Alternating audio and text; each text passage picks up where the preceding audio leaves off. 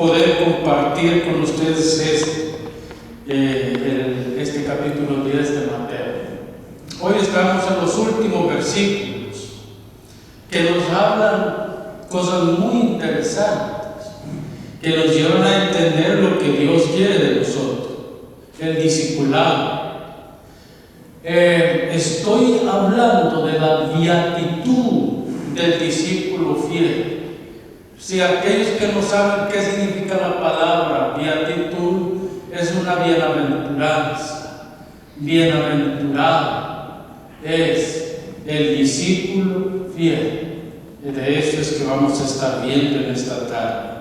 El discípulo fiel, hermanos, es todo aquel que es llamado a llevar las buenas nuevas de salvación, pero en ese sentido todos somos discípulos.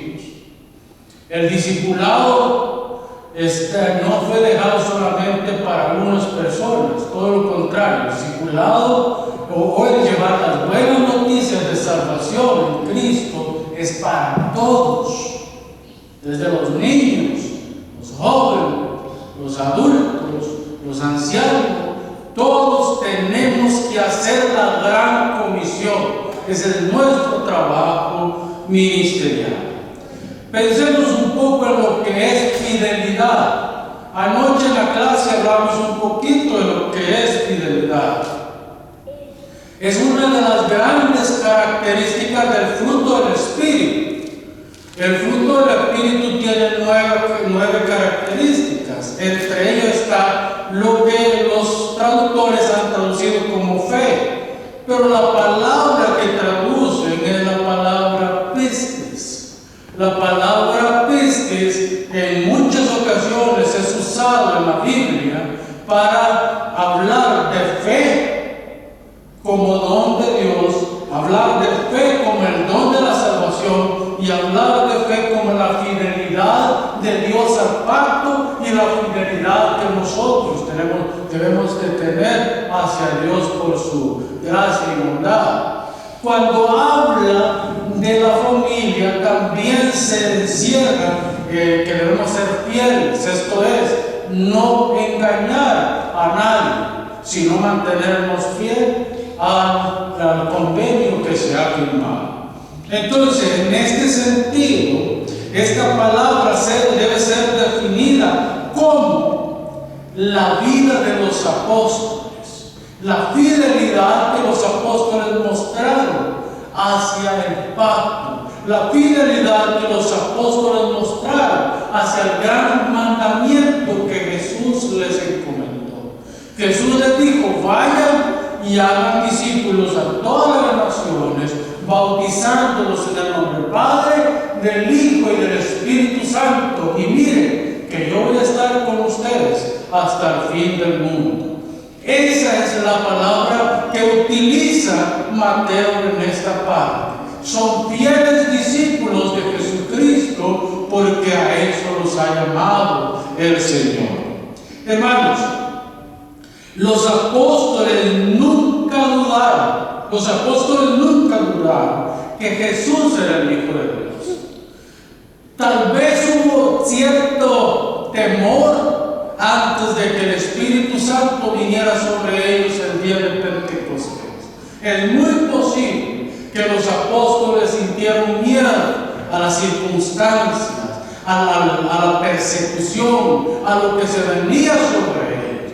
Pero conforme el Espíritu Santo les dio autoridad para ser testigos de Cristo, fueron cambiando su posición, su idea, su pensamiento fue cambiando a tal grado que no tenían miedo de ofrendar sus vidas delante de Dios por la causa de Jesucristo.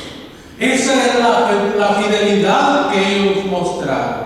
Su fidelidad fue demostrada en los momentos más difíciles que tuvieron que pasar. En el capítulo 5 de Hechos encontramos nosotros que se desató una gran persecución en Jerusalén. De hecho, fue Pablo, que todavía para esa fecha se llamaba Saulo, el que desató una persecución. Y ya cuando llegamos al capítulo manda a asesinar a Esteban. Y ahí sale toda la iglesia de Jerusalén, es esparcida por el imperio greco-romano, para que fueran y llevaran las nuevas de salvación. El problema de la iglesia es que se había quedado tranquila en Jerusalén y había que sacarla, había que llevarla, había que esparcirla para que el mensaje de buenas noticias fuera esparcido en el imperio. Hermanos, ahora piense usted en esto. Nosotros encontramos una palabra en Mateo 1:23. En Mateo 1:23, el Mateo está registrando el nacimiento de Jesús. Pero Mateo llega a un punto donde dice: he aquí, una virgen concebirá y dará a luz un hijo, y llamará su nombre Emmanuel. ¿Por qué le pondría Emmanuel? Porque Emmanuel, traducido, significa Dios con nosotros. Esa era la idea que rondaba en la mente de los discípulos. Hoy Dios está con nosotros y no importa lo que venga sobre nuestras vidas. Hoy vamos a ir a hacer en la obra de nuestro Dios, a llevar el mensaje de salvación de nuestro Dios. Así que, hermanos, el discípulo va en la autoridad de Cristo a llevar el mensaje de salvación. Eso es lo que Mateo está diciendo en estos versículos. Vamos en la autoridad de Cristo. ¿Por qué vamos en la autoridad de Cristo? Porque aquel que nos llamó, aquel que dijo vengan y vayan, es el mismo, es el que va en nosotros. Nosotros vamos en el nombre de Él porque Él va en nosotros. Y no importa los obstáculos que tengamos que pasar, no importa lo que tengamos que sufrir por causa de Jesús, Él vive en nosotros y nosotros vamos en su autoridad. Pensemos en la bienaventuranza que habla acá.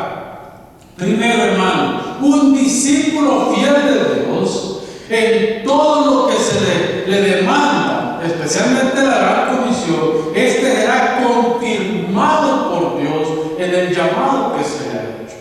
El llamado sufre 3 etapas, ese llamado para ir a hacer la gran comisión.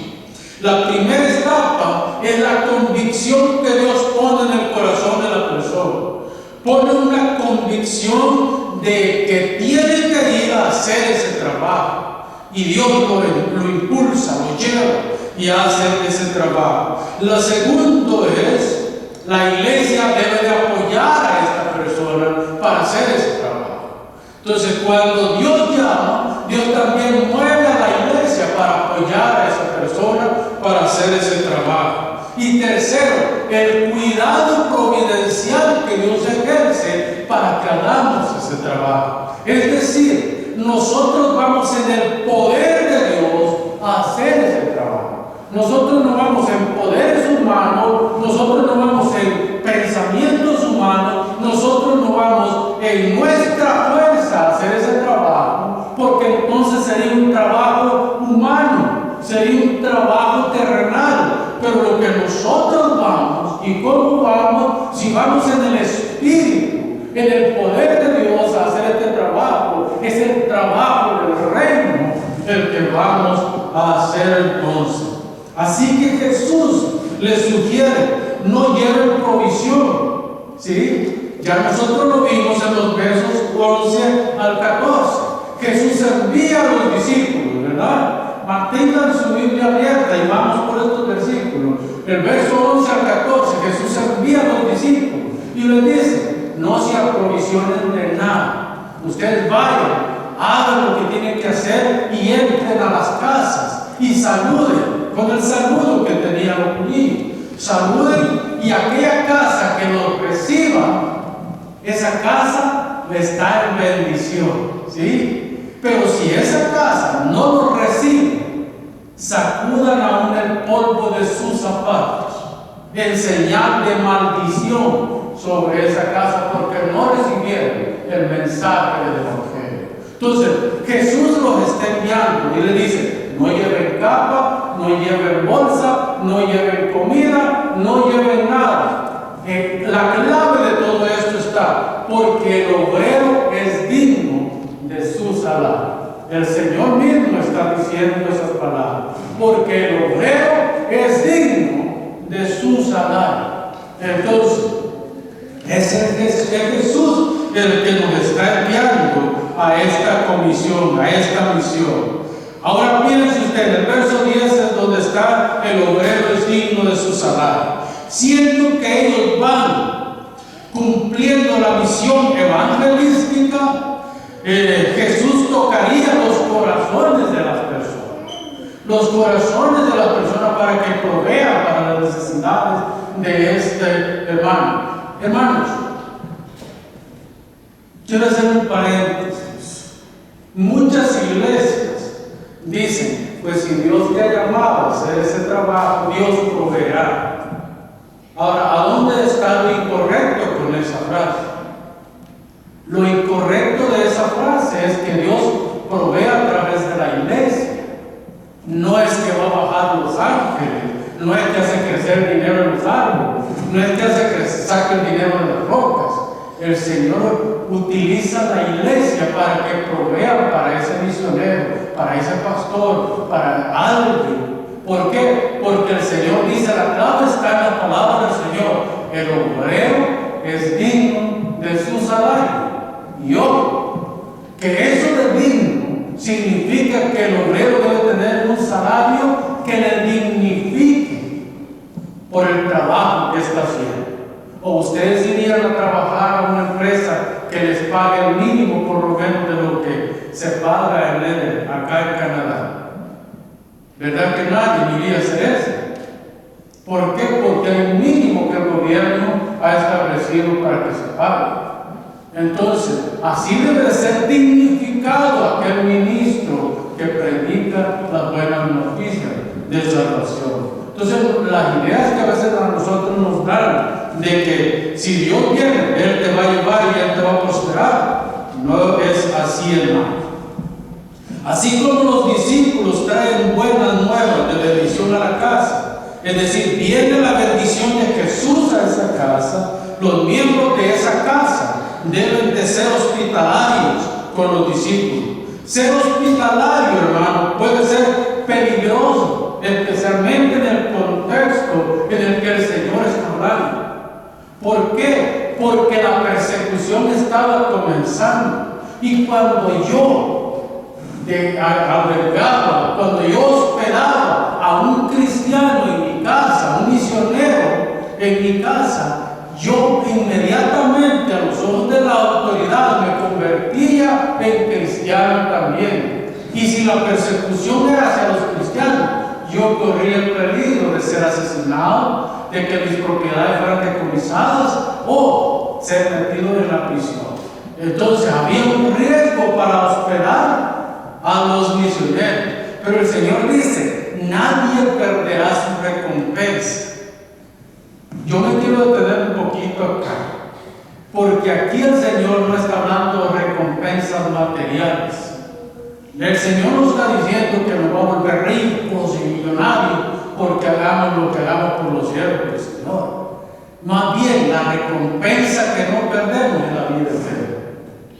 Porque podrán matar el cuerpo, podrán destruir el cuerpo, podrán meter a la cárcel el cuerpo, pero el espíritu jamás lo podrán destruir, porque ese le pertenece a nuestro Dios. Así que, hermanos, hay una promesa en el verso 40.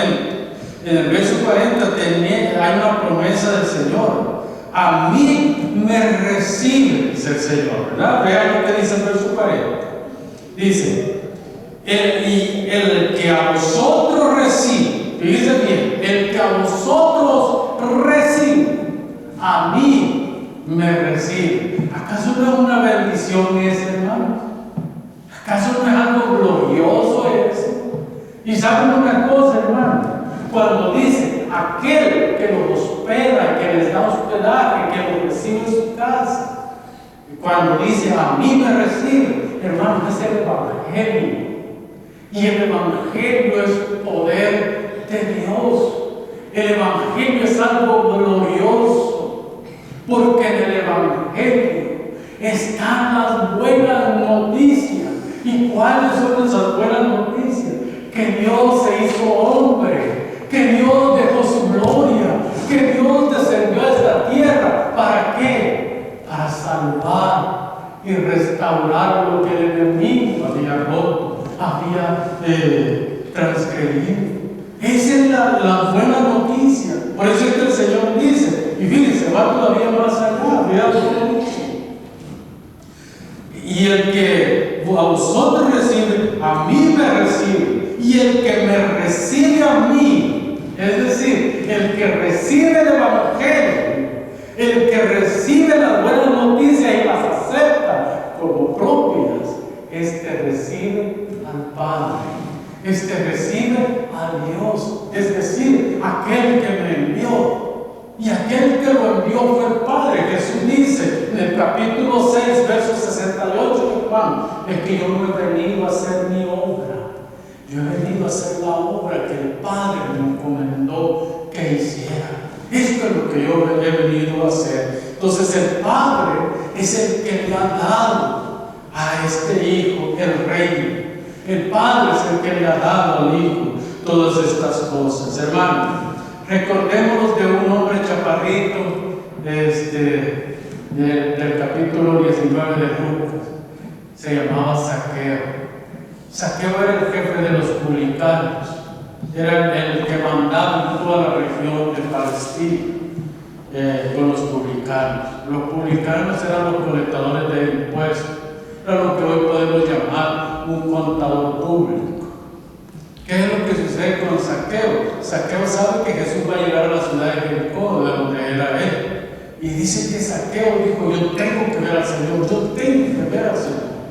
Pero tengo que arreglármela porque soy enano, ¿sí? Soy chaparrito, no puedo en medio de la multitud, ¿sí? Y dice que subió a un árbol sicómoro, un árbol que tenía ramas muy especiales y era bajo, pero tenía un gran follaje. Entonces podía él subir fácil a las ramas y escalar y poder ver a Jesús desde arriba.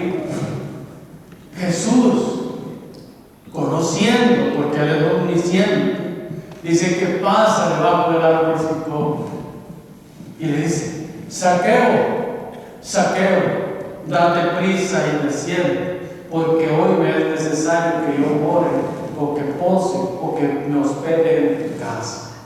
Zaqueo descendió de prisa, me imagino yo, con sus piernitas bien corticas y todo, descendió y corrió a su casa y preparó la casa para recibir al Señor con un gran banquete. Jesús pronuncia estas palabras, hermano, que estas palabras deberían de hacer eco en sus corazones y deberían llevarnos a nosotros a entender la importancia de ser hospitalarios.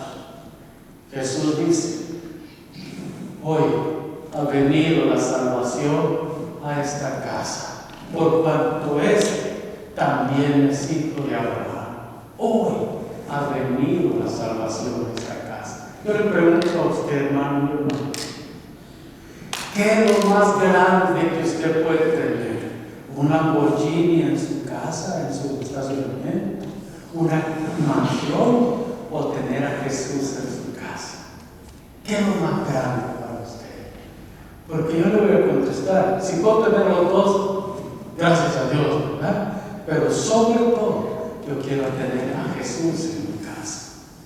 ¿Sabe por qué? Porque Zaqueo era un hombre malo, robaba, extorsionaba, calentaba los libros para poder sacar ganancias. Pero ese día, cuando Jesús pronuncia esas palabras, algo pasó en Zaqueo. Su corazón y su mente fue transformado por el Evangelio. Y Zaqueo dice estas palabras: Señor, si en algo he defraudado a alguien, yo se lo devuelvo cuadruplicado. Eso solamente lo puede hacer el Evangelio, hermanos. Un corazón avaro, un corazón mezquino, un corazón malvado, un corazón homicida, un corazón que destruye. Solamente puede decir: Señor, te reconozco como mi Salvador, cuando el Señor mora en esa casa. De otra manera no se puede. Y Zaqueo dice: Señor, el Señor transformó su vida. Y él dijo: Señor, si en algo he defraudado a alguien, yo lo hago como lo hace la cultura judía. La cultura judía decía que tenía que devolverle su tanto y cuatro veces más. Es decir, eran 5 veces la que tenía que pagar el agravio que había hecho. Y él dice: si en algo he defraudado a alguien, que venga esa persona y que me lo diga, porque yo le voy a devolver su tanto más 4 porciones más. ¿Por qué? Porque el Evangelio llegó a su casa. Queridos hermanos, si el Evangelio llega a su casa, si el Evangelio llega a mi casa, tenemos que cambiar de vida, tenemos que ser diferentes, tenemos que caminar diferentes, tenemos que pensar diferente, tenemos que actuar diferente, porque el Evangelio transforma las vidas. El Evangelio nos lleva a ser una nueva criatura.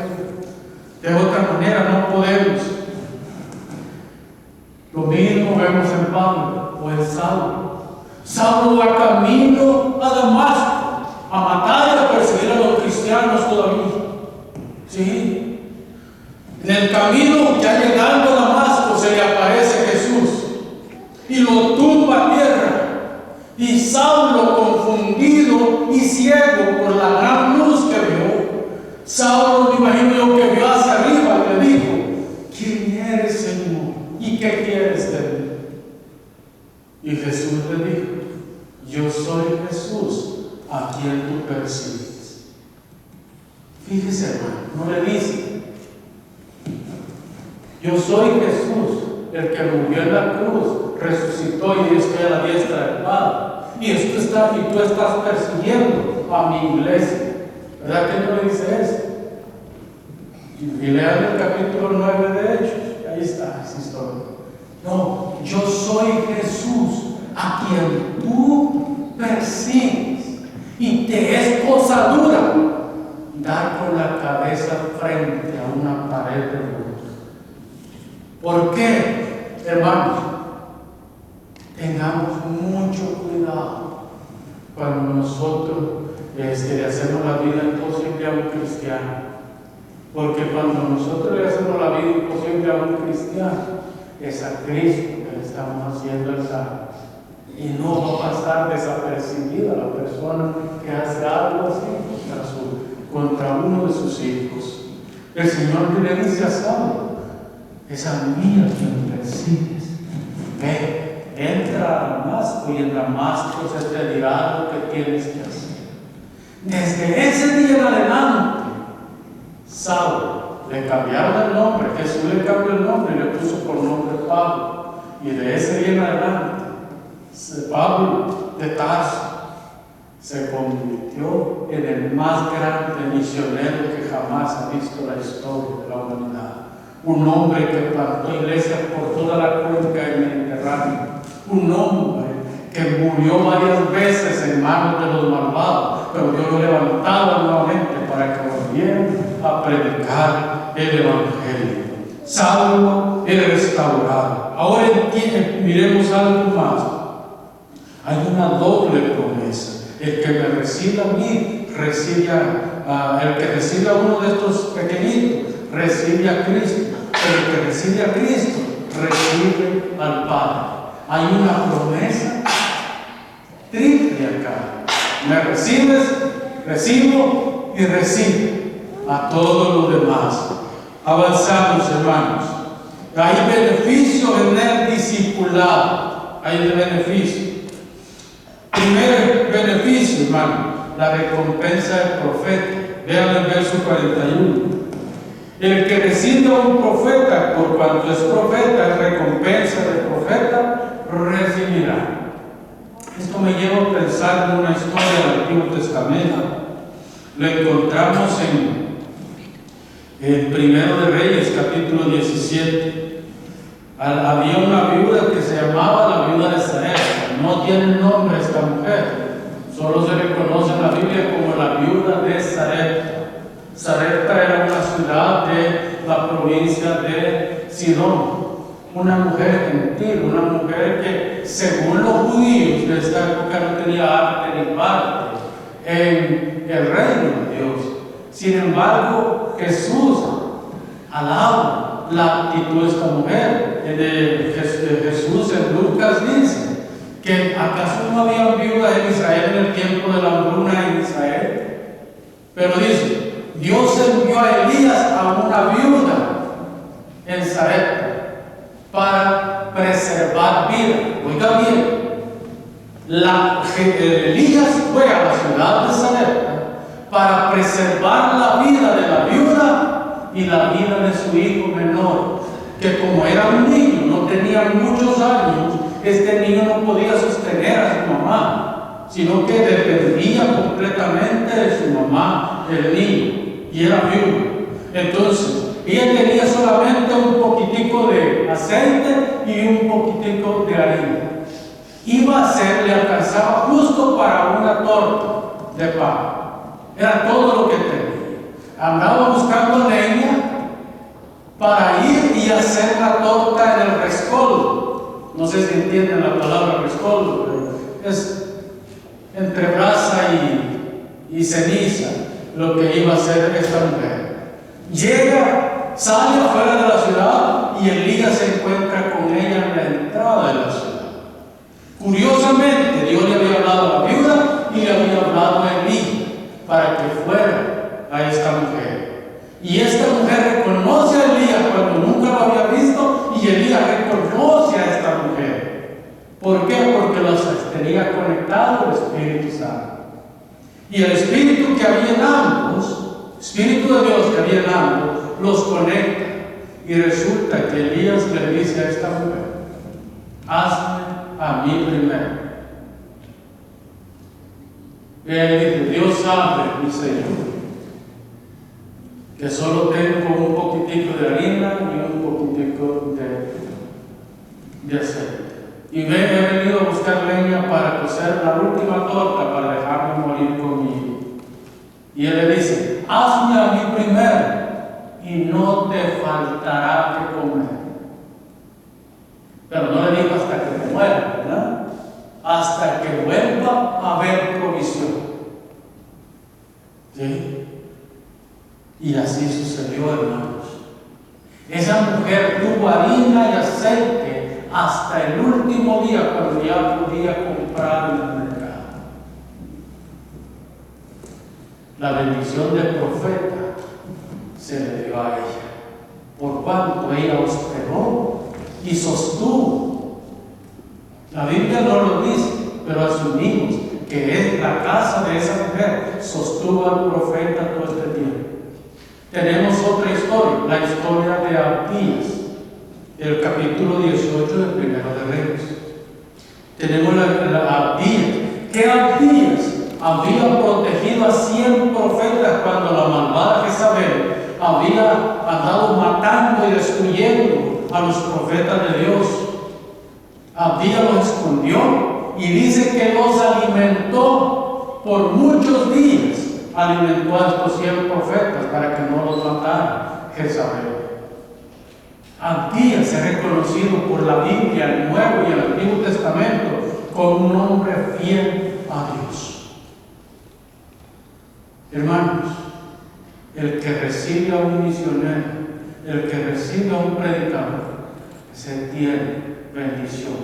A su casa llega la bendición de Dios. Ahora vemos también, hermanos, el Señor pasa más adelante. Miren, dice: y el que recibe a un justo, se le devuelve. ¿Qué dice el versículo? Recompensa de justo tendrá. ¿Por qué dirá esto el pasaje? Porque el que es justo solamente puede practicar la justicia. Un malvado no puede practicar la justicia. Entonces, el justo es porque Él es justo. Entonces, el Señor aplicará su justicia sobre esta persona. Hermanos, aquí habla de dos personajes, la tercera carta de Juan. La tercera carta de Juan habla de dos personajes. Uno era Gallo. Gallo era un personaje que, si usted lo ve en la Biblia, hermano, ojalá que todos fuéramos como Gallo. ¿Sí? Porque él no solamente recibía a los predicadores itinerantes, aquellos que iban de ciudad en ciudad predicando el Evangelio, no solo los recibía en su casa, les daba provisión para el camino, los cuidaba, los hacía que fueran a la iglesia, los protegía, proveía para ellos. Gallo era un hombre, y esa fama de Gallo se riega por todas las iglesias. ¿Por qué cree usted que esa fama se riega por la iglesia? Porque Gallo, donde quiera que llegaba, contaba el testimonio. Perdón, los predicadores, a donde quiera que llegaba, contaban el testimonio de Gallo, que era un hombre hospedador y que era un hombre que sí daba a los predicadores. Y esa fama llegó hasta el apóstol Juan. Y el apóstol Juan le escribe y le dice: tú, fama, te presenta. Va mucho más allá de lo que tú eres. La gente te ha aprendido a conocer, sin conocer, ha aprendido a saber quién es. Pero también encontramos en los versos 9 y 10 a otro personaje, a Diótrefes, un hombre egocentrista, un hombre malvado, un hombre celoso, pero de celo enfermizo, no del celo bueno, ¿verdad? Un hombre que lo que buscaba era su propia gloria. Y Diótrefes dice que se oponía incluso a los predicadores itinerantes y le decía: no, ustedes no van a predicar en esta iglesia. Aquí yo soy el que manda, aquí yo soy el bueno, aquí nadie me va a venir a hacer nada. Y llegó un momento, también el apóstol Juan le escribe: pero me han comentado también de un tal Diótrefes, que es un tipo malvado, que no recibe a los predicadores y que les impide que lleven el mensaje de salvación. Vean lo que dice el verso 10. Porque hay un buen testimonio y hay un mal testimonio, ¿verdad? Dice, verso 9 y 10. Yo he escrito a la iglesia, pero Diótrefes, fíjense bien, Diótrefes, el cual le gusta tener el primer lugar entre ellos, no nos recibe. Por esta causa, si yo fuera, recordaré las obras que hace, parloteando, o sea, exaltándose él mismo, con palabras malignas contra nosotros. Y no contento con estas cosas, no recibe a los hermanos, y a los que quieren recibirlos, se los impide y los expulsa de la iglesia. O sea que hasta los excomulgaba, porque recibía a un predicador que venía de fuera, hasta los echaba de la iglesia. Diótrefes. Pero él dice: no me voy a olvidar, y con la autoridad apostólica yo voy a ir a él y le voy a decir lo que está haciendo mal. Diótrefes tiene que comparecer conmigo, y como tengo la autoridad de Cristo, yo le voy a decir sus verdades a este hombre. Sin embargo, tampoco se olvidó de Gallo, ¿no? Y de Demetrio, que es el otro personaje que está en esta historia. Hombres inconfundibles en la iglesia del Señor. Yo le pido a Dios que en nueva vida nos caractericemos por eso, por ser Gallos o ser Demetrios, que solamente hospedamos y cuidamos los unos por los otros y por los hermanos del Señor. El verso 42, y con eso terminamos. El acto de servir. Miren lo que dice el verso 42, hermanos. Y cualquiera que dé a uno de estos pequeñitos un vaso de agua fría solamente, Me encanta la palabra que Jesús usa. Si hubiera dejado hasta ahí la frase, la oración, y cualquiera que le dé a uno de estos pequeñitos un vaso de agua fría, no tuviera tanta relevancia el pasaje. Pero él dice, y eso es lo que dice, la última palabra de esa primera parte, solamente. O sea, Jesús está diciendo, ¿qué le puede costar a usted un vaso de agua? ¿Un décimo de centavo tal vez? ¿Qué sé yo? Depende de cuánto le llega el resto de la factura del agua, ¿verdad? Pero ¿cuánto puede costar un vaso de agua? Usted abre la llave, el chorro, le pone agua a ese vaso y se lo da a un hermano. Pues ojo, hermanos, que aunque ese vaso de agua es insignificante y no cuesta mucha plata, no pierde su recompensa delante de Dios. ¿Se recuerda el capítulo 25 de Mateo, donde Jesús está hablando del juicio a la nación? Me viste desnudo, no me cubriste. Me viste con hambre, no me diste de comer. Me viste en la cárcel, no me visitaste. Y le dice a los santos, pero ¿cuándo sucedió eso? ¿Cuándo te vimos desnudo? ¿Cuándo te vimos en la cárcel? ¿Cuándo te vimos? Y el Señor le dice, por cuanto lo hiciste a uno de estos más pequeñitos, a mí lo hiciste. ¿Sí me sigue, hermano? ¿Usted sabe lo bello que es? O sea, todo lo que nosotros hagamos por el reino y por los hijos del reino en esta tierra, no pierde su recompensa. No pierde su recompensa. Tiene una recompensa y posiblemente nunca la vamos a ver en esta tierra. Pero esa recompensa está preparada para nosotros en el cielo. Pero allí viene la otra parte. Lo mismo le dice a los reprobados. Y le dice, pero ¿cuándo vimos esto, Señor? ¿Cuándo te vimos desnudo? ¿Cuándo te vimos en la cárcel? ¿Cuándo te vimos enfermo? ¿Cuándo te vimos con hambre? Y el Señor, ¿qué es lo que le responde? Por cuanto no lo hiciste a uno de estos pequeñitos, a mí no lo hiciste. Así que apartaos de mí, malditos al fuego eterno. Mira, hermano, cuando uno piensa en estas cosas, el galardón que tienen los santos versos, la recompensa que tienen los impíos, es allí donde nos detenemos. Volvamos a leer el pasaje. Y cualquiera que dé uno de estos pequeñitos, la palabra pequeñito, este es el diminutivo que utiliza aquí el Señor. No lo utiliza en forma despectiva, todo lo contrario. Es como cuando usted le dice a su hijo, ¿verdad? Es una expresión de mucho cariño, es una expresión de padre hacia su hijo. Porque usted, como le dice, mi niño, ¿verdad? Mi pequeñito. Y lo abraza, lo arrulla. Es como que el Señor está guiando a los cristianos y les dice, ustedes son mis hijitos pequeñitos. Así los amo, así los veo. Por cuanto, cualquiera que de uno de estos pequeñitos un vaso de agua fría, solamente, por cuanto es discípulo, de cierto os digo, que no perderás su recompensa. Hermanos, esa recompensa no es monetaria. Esa recompensa no es de posesiones materiales. Esa recompensa es eterna.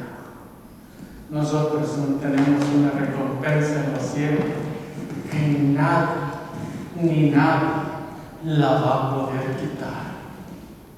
Nada la va a poder quitar. Porque esa recompensa nos ha sido dada desde antes de la fundación del mundo. Nos fue dada por nuestro Señor para que nosotros seamos los beneficiarios de esa gracia. Y cuánto más nosotros llevamos a la práctica esta clase de cosas que dice el Señor en este pasaje, porque Jesús es el que está hablando. Más recompensas tendremos. Ahora déjeme decirle que también van a haber unos, porque esto no tiene nada que ver con ganar el cielo por obras. Esto no tiene nada que ver con esto. También quiero aclarar eso. No va a empezar usted a vender lo que tiene y a dárselo a los pobres, que por eso va a ganar el cielo, no. Nosotros hacemos obras porque somos salvos, no es para salvación. Es porque Dios ha obrado su salvación en nosotros que hacemos esta clase de obra. Pero van a haber muchos cristianos que van a entrar al cielo de panzazo, ¿no? Es que van a entrar así, miren, hermano, raspadito al cielo. Porque no hacen ninguna obra en esta tierra. No hacen obra de nada. No testifican de Cristo, y cuando tienen oportunidad de servir a alguien, pues sirven, no pierden su salvación, porque no pierden su salvación, pero tampoco tendrán muchos galardones. El único galardón que tendrán es la vida eterna. Yo creo que ya con eso es bastante, ¿no? Sin embargo, sí somos llamados a hacer obras. Especialmente, dice el apóstol Pablo en carta, a los hijos de la fe, especialmente a ellos. Con esto terminamos.